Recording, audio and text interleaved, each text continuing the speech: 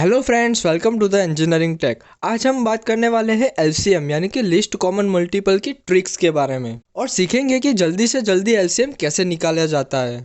लेकिन उससे पहले एलसीएम का मतलब जान लेते हैं कि एलसीएम होता क्या है। एलसीएम यानी कि लिस्ट कॉमन मल्टीपल, उसका मतलब उसके नाम में ही छुपा हुआ है।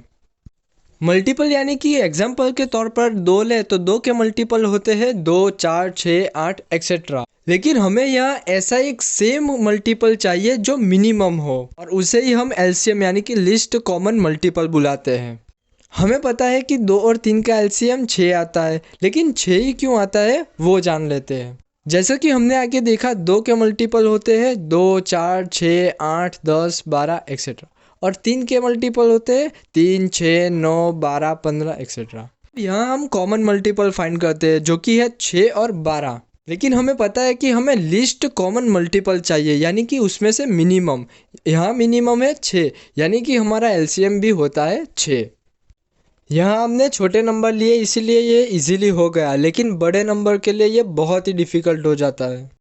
इसीलिए हम फैक्टर्स वाली प्रोसेस यूज़ करते हैं। जैसे कि अगर आपको 10, 12 और 30 का एलसीएम निकालने को दिया जाए तो पहले हम सारे के फैक्टर्स निकालते हैं। यानी कि यहाँ हम 10 के फैक्टर यानी कि 2 इंटू 5, 12 के फैक्टर यानी कि 2 इंटू 2 इंटू 3 और 30 के फैक्टर यानी कि 2 इंटू 3 इंटू 5 निकालते हैं। फिर हम कॉमन ढूंढते हैं और लास्ट में मल्टीप्लाई करा देते हैं। जैसे कि यहाँ 2 कॉमन है तो 2, फिर 12 और 30 में 3 कॉमन है तो 3 और 10 और 30 में 5 कॉमन है देन 5।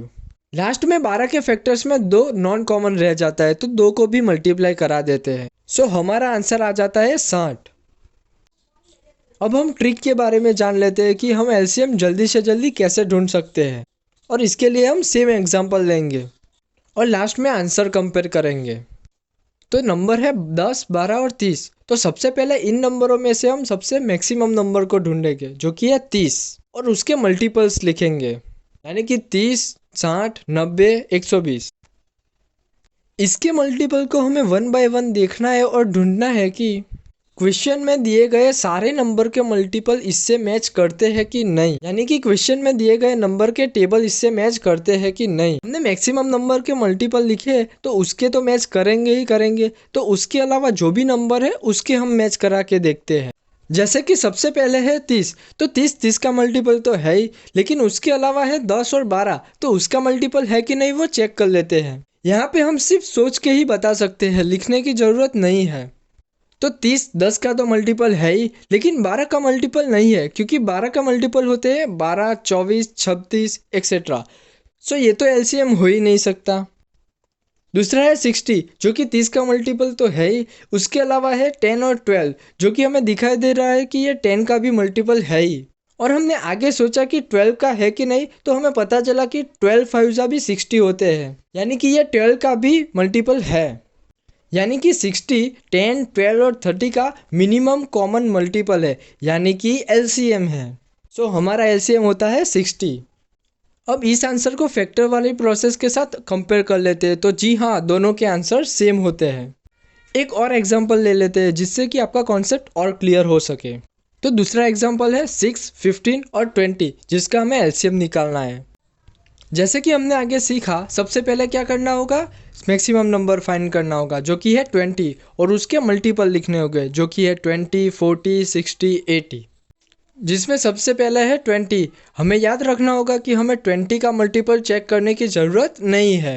सो उसके अलावा है 6 और 15। जैसे कि हमें पता है 6 का मल्टीपल 20 नहीं होता, तो 20 एलसीएम नहीं हो सकता।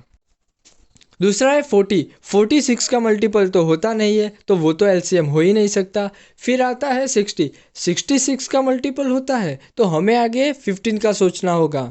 जी हाँ, 15 भी होता है, 15 4 60 होता है। और 20 के बारे में तो हमें सोचने की ज़रूरत ही नहीं है क्योंकि हमने उसके ही मल्टीपल लिखे हुए हैं।